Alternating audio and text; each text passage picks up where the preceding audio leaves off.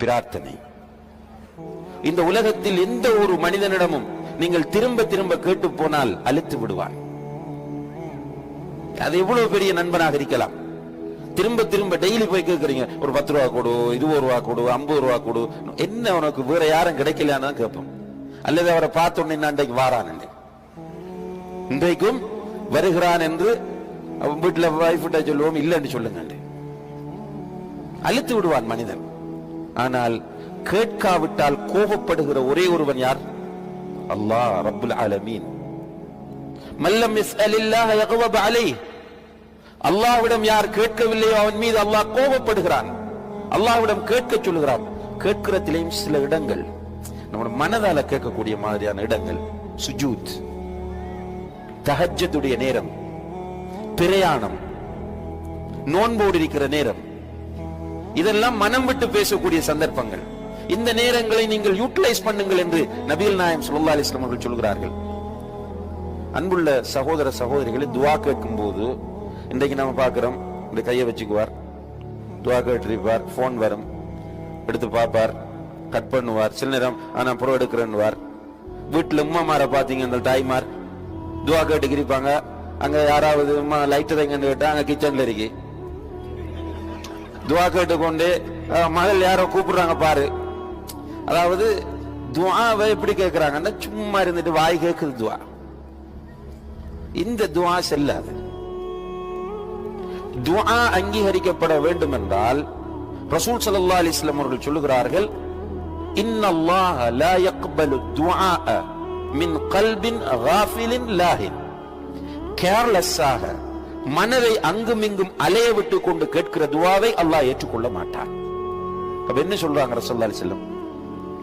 உன்னுடைய மனதை ஒரு நிலைப்படுத்தி அல்லாஹ்விடம் கேள். இதுதான் கவுன்சிலிங். படித்தவங்களுக்கு தெரியும், கவுன்சிலிங் படித்தவங்களுக்கு தெரியும்.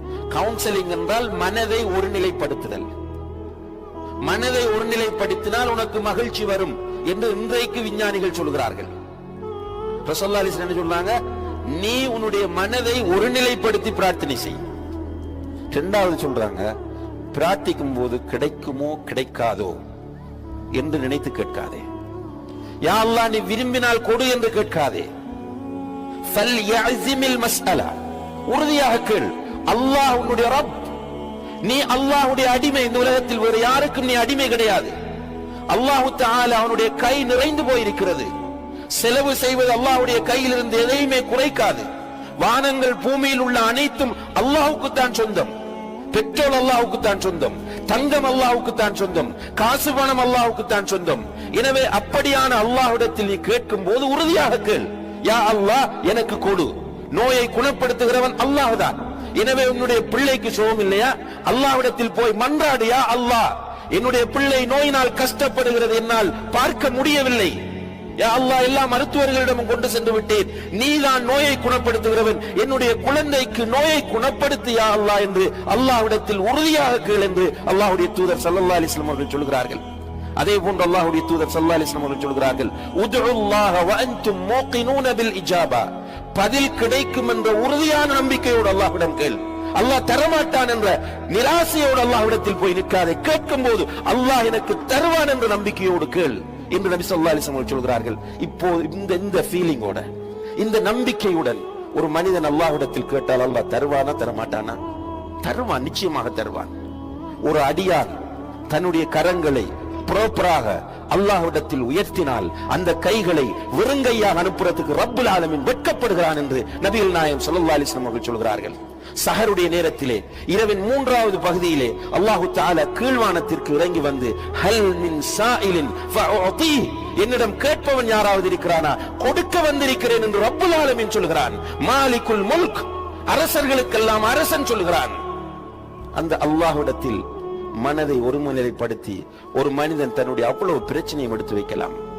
மனைவிக்கு பிரச்சனையா, கணவனால தாயிடம் சொல்ல முடியவில்லை, நான் லவ் பண்ணி திருமணம் முடித்து விட்டேன்.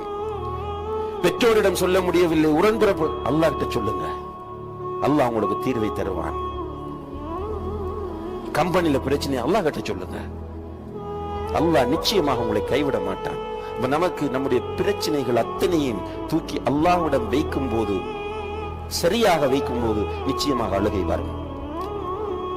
அழுது அல்லாஹ்விடத்தில் சொல்லுங்க. அழுக வந்தால் அன்புள்ள சகோதர சகோதரிகளே, மனசில் உள்ள நிறைய பாரங்கள் அப்படியே இறங்கிவிடும். அதுவும் நம்ம யார்கிட்ட அப்பீல் பண்ணிருக்கிறோம்?